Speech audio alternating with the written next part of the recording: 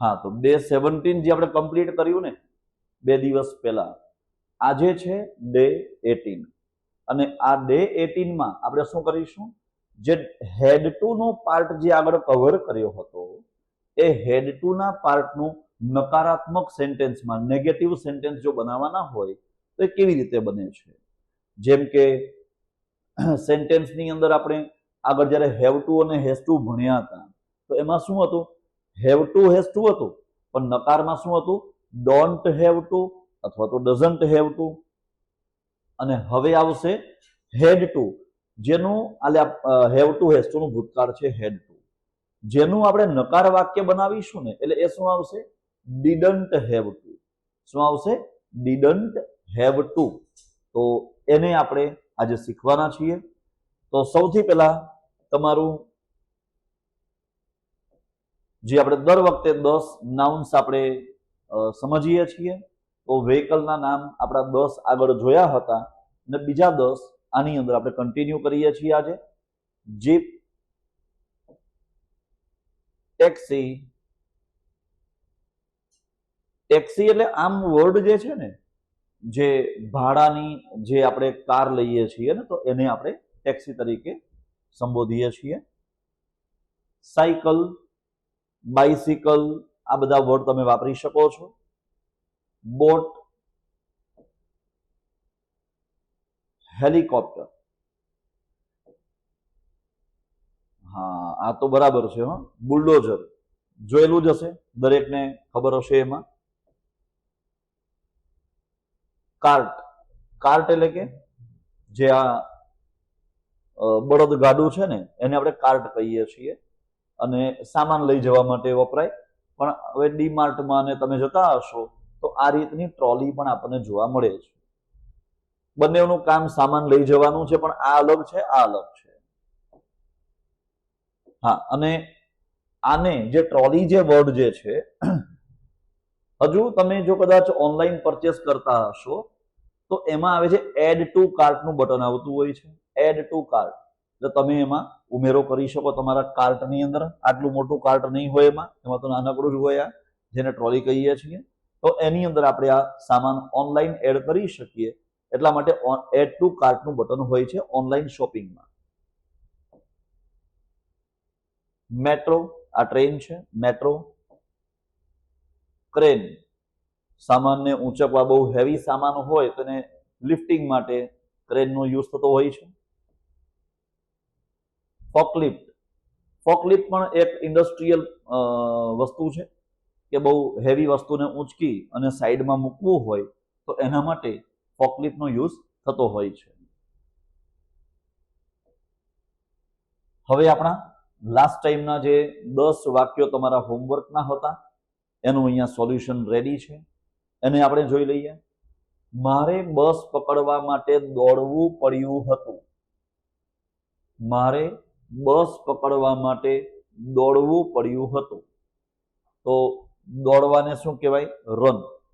I had to run, I had to run to catch the bus.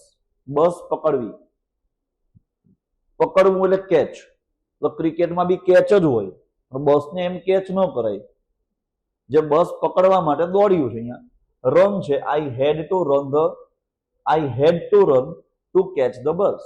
મારે bus પકડવા માટે દોડવું પડ્યું હતું।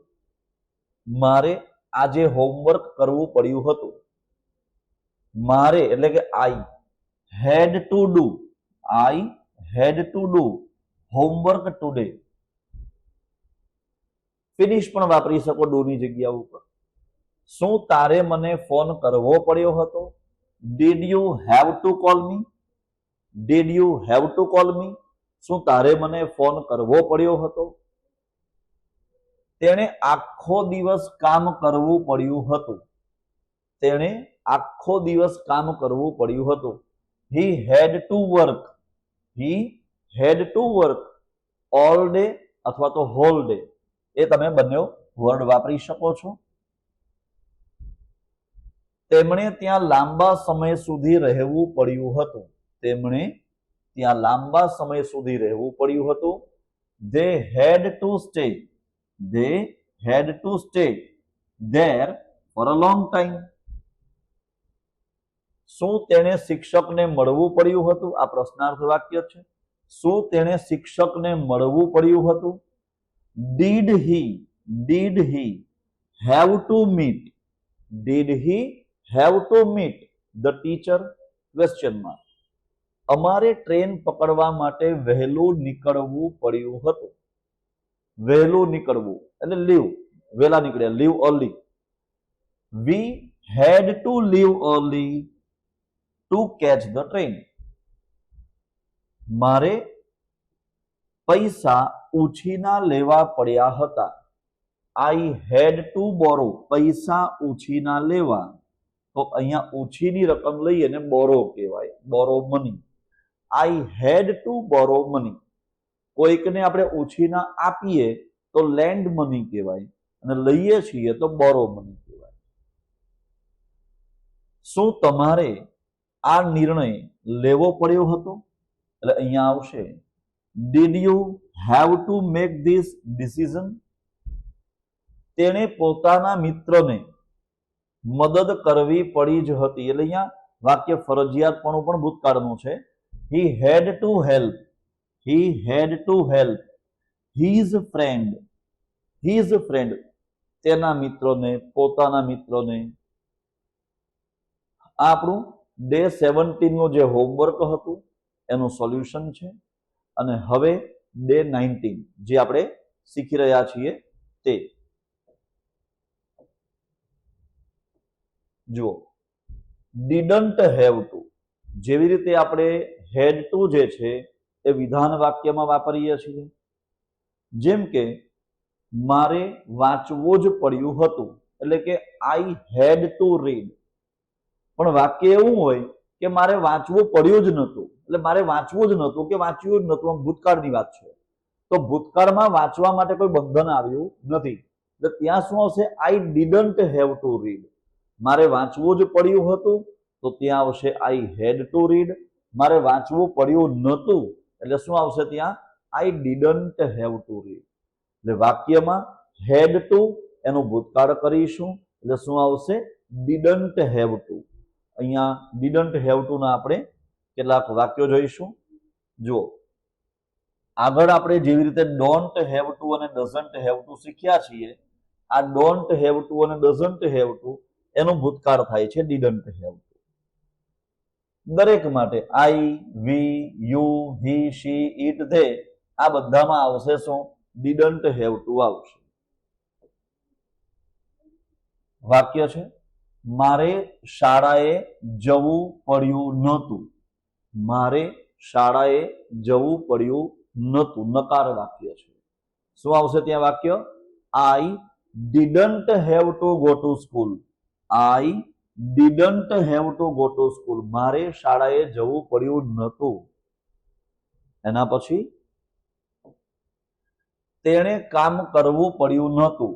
તેણે કામ કરવું પડ્યું નહોતું, એટલે કે હી અથવા તો she didn't have to work. He didn't have to work અથવા તો she didn't have to work. એના પછી આવશે અમારે વહેલા ઉઠવું પડ્યું નહોતું. અમારે વહેલા ઉઠવું પડ્યું નહોતું. જો આપણે આગળ વાક્ય સમજી ચૂક્યા છીએ આ રીતનું, પણ હકાર વાક્ય તો અહીંયા નકાર છે કે સવારે વહેલા ઉઠીએ તો એના માટે બે શબ્દો છે, એક વેકઅપ, એક ગેટઅપ. તમે સવારે બેડમાં સૂતા છો અને જાગી ગયા છો, ધેટ્સ કોલ્ડ વેકઅપ. પણ તમે જ્યારે બેડમાંથી ઊભા થઈને બહાર આવી ગયા છો તો ધેટ ઇઝ કોલ્ડ ગેટઅપ. અહીંયા છે અમારે, અમારે એટલે કે વી. અમારે વહેલા ઉઠવું પડ્યું નહોતું, એટલે કે we didn't have to get up early. We didn't have to get up early. મારે હોમવર્ક કરવું પડ્યું નહોતું. મારે હોમવર્ક કરવું પડ્યું નહોતું. I didn't have to do homework. I didn't have to do homework. તેણે દુકાને જવું પડ્યું નહોતું. તેણે દુકાને જવું પડ્યું નહોતું. વાક્ય નકારાત્મક છે, એટલે he didn't have to go to shop અથવા તો she didn't have to go to shop. વાક્ય જ્યારે નકારાત્મક છે તો એમાં આપણે ડીડન્ટ હેવ ટુ વાપરીએ છીએ. તેણે એટલે હી પણ આવે, તેણે એટલે શી પણ આવશે. એના પછીનું એક વાક્ય જોઈએ. અમારે રાહ જોવી પડી નહોતી. રાહ જોવી એટલે વેઇટ કરવું, હે ને, ટુ વેઇટ એટલે રાહ જોવી. પણ રાહ જોવી પડી નથી. Didn't have to wait, didn't have to wait એટલે કે we didn't have to wait. આગળ હોય અમારે તો વી આવશે કે we didn't have to wait. તમારે હોય તો you didn't have to wait. તેણે હોય તો he didn't have to wait. એટલે વાક્યની અંદર જ્યારે પણ કર્તા બદલાય છે તો એ પ્રમાણે બાકીનો જે પાર્ટ છે એ તો એઝ ઇટ ઇઝ જ રહેવાનો છે. આઈ હોય, વી હોય, યુ હોય, હી, શી, ઇટ, ધે, આગળનો પાર્ટ ખાલી આપણો ચેન્જ થયા કરે કે we didn't have to weight. એના પછી મારે પૈસા ચૂકવવા પડ્યા નહોતા. મારે પૈસા ચૂકવવા પડ્યા નહોતા એટલે આઈ didn't have to pay money. I didn't have to pay money. વાક્ય એવું હોય કે તમારે પૈસા ચૂકવવા પડ્યા નહોતા તો શું આવશે વાક્ય? શું આવશે?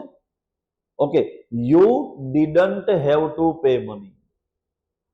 અમારે પૈસા ચૂકવવા પડ્યા નહોતા તો શું આવશે? We didn't have to pay money. એટલે આગળનું જે આઈ છે ને એની જગ્યા ઉપર તમે વી વાપરી શકો, યુ વાપરી શકો, જે રીતનું વાક્ય હોય. Didn't have to pay money, didn't have to pay money. આ તમારું સેન્ટેન્સ બની ગયું. આગળ તમે બદલ્યા કરો. જે પણ નામ આવતું એ નામ મૂકી શકાય છે એમાં. જેમ કે રાજેશે પૈસા ચૂકવવા પડ્યા નહોતા તો શું આવે? Rajesh didn't have to pay money. Okay, next. તેણે રસોઈ બનાવવી પડી નહોતી. તેણે રસોઈ બનાવવી પડી નથી. નકાર વાક્ય એટલે શું આવશે અહીંયા? તેણે એટલે હી અથવા તો she. He didn't have to cook અથવા તો she didn't have to cook. ત્યાર પછી અમારે બસ પકડવી પડી નથી. નકારાત્મક વાક્ય છે. We didn't have to catch the bus. We didn't have to catch the bus. અમારે બસ પકડવી પડી નથી. મારે જવાબ આપવો પડ્યો નહોતો. મારે જવાબ આપવો પડ્યો નહોતો એટલે વાક્ય શું આવશે? આઈ didn't have to answer. I didn't have to answer. એટલે વાક્યની અંદર જે આપણું આ સેન્ટેન્સ છે, આઈ ડીડન્ટ હેવ ટુ આન્સર, મારે જવાબ આપવો પડ્યો નહોતો. અહીંયા આપણે જે આપણું ડે 18 નું સેશન છે એને આપણે કમ્પ્લીટ કરીશું અને એના માટે આગળ તમારા ડે 18 માટેના તમારા જે સેન્ટેન્સીસ છે અહીંયા 10 વાક્યો હોમવર્કમાં આપેલા છે. આ 10 વાક્યો તમારે બનાવવાના છે, જાતે પ્રેક્ટિસ કરવાની છે. આનો તમે સ્ક્રીનશોટ લઈ શકો છો અને એના પછી તમે આ 10 વાક્ય બનાવી લેજો. ડે 19 માં ફરી આપણે મળીશું. એ દિવસે બહુ જ મજા આવશે. સાથે મળીને આપણે સ્પીકિંગ પ્રેક્ટિસ કરવાની છે. તો આ જે પાર્ટ તમારો છે આને રેડી રાખજો. સ્પીકિંગ પ્રેક્ટિસમાં આગળના જેટલા તમારા ટોપિક્સ ચાલી ગયા છે એકવાર એને રિવાઇઝ કરીને આવજો. જેમ કે am, is, are, can, should, must, have to, આ બધા જ ટોપિકને તમે કમ્પ્લીટ રેડી કરીને રાખજો. એટલે જ્યારે આપણે હવે આગળના ડેમાં મળવાના છીએ તો એ ડે 19 માં આપણે એમાં સ્પીકિંગ પ્રેક્ટિસમાં જઈશું. તો આનું તમે સ્ક્રીનશોટ પાડી લેજો અને આનું તમારે સોલ્યુશન કરીને તૈયાર રાખવાનું છે. મળીશું આપણે ડે 19 માં. Thank you.